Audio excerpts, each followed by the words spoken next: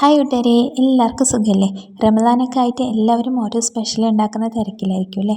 അതിൻ്റെ ഇടയിൽ ഉള്ളിപ്പക്കോട ഉണ്ടാക്കുമ്പോൾ തീരെ ശരിയായിട്ട് കിട്ടണമെന്നില്ല എന്ന് പറയുന്നവർക്ക് വേണ്ടിയിട്ടാണ് ഈ വീഡിയോ. അപ്പോൾ അതിനായിട്ട് കുറച്ച് സബോള ചെറുതാക്കി അരിഞ്ഞെടുത്തിട്ടുണ്ട്. 2 സബോളയാണ് ചെറുതാക്കി അരിഞ്ഞെടുത്തിട്ടുള്ളത്. അതിലേക്ക് 2 പച്ചമുളകും കുറച്ച് മല്ലിയിലയും കുറച്ച് ചെറുതാക്കി അരിഞ്ഞതുകൂടി ചേർത്ത് കൊടുക്കുക. ഇനി അതിലേക്ക് 1 കപ്പ് കടലമാവ് ചേർത്ത് കൊടുക്കുന്നുണ്ട്. അതിലേക്ക് ഒരു 2 കയ്യിൽ മൈദമാവും പിന്നെ 1 സ്പൂൺ അരിപ്പൊടി കൂടി ചേർത്ത് കൊടുക്കുന്നുണ്ട്. ഇനി അതിലേക്ക് കുറച്ച് മുളക് പൊടി, ഒരു 1-1.5 സ്പൂൺ മുളക് പൊടി ചേർത്ത് കൊടുക്കുക. നമ്മുടെ എരിവിനനുസരിച്ചുള്ള മുളക് പൊടി ചേർത്ത് കൊടുക്കുക.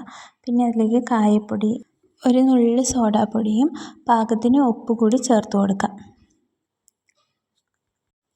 ഇതെല്ലാം കൂടി നന്നായിട്ടൊന്ന് വെള്ളം ചേർത്തിട്ട് കുഴച്ചെടുക്കാം. ഒരുപാട് വെള്ളം കൂടുകയും ചെയ്യേണ്ട, അധികം കുറവാകും വേണ്ട.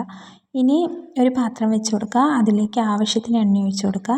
നമ്മൾ നേരത്തെ കുഴച്ച് വെച്ച മാവ് ഇതുപോലെ ഇതിലേക്ക് ചേർത്ത് കൊടുക്കുക.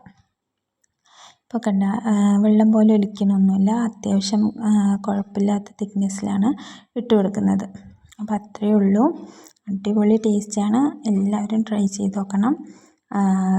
ഉള്ളിവട ഉണ്ടാക്കിയിട്ട് ശരിയാവുന്നില്ല എന്ന് തോന്നുന്നവർക്ക് ഇതുപോലെ ഒന്ന് ട്രൈ ചെയ്ത് നോക്കാം. അപ്പോൾ അത്രയേ ഉള്ളൂ. എൻ്റെ വീഡിയോസ് ഇഷ്ടപ്പെട്ടെങ്കിൽ ലൈക്ക് ചെയ്യാനും ഷെയർ ചെയ്യാനും സബ്സ്ക്രൈബ് ചെയ്യാനും മറക്കരുതേ.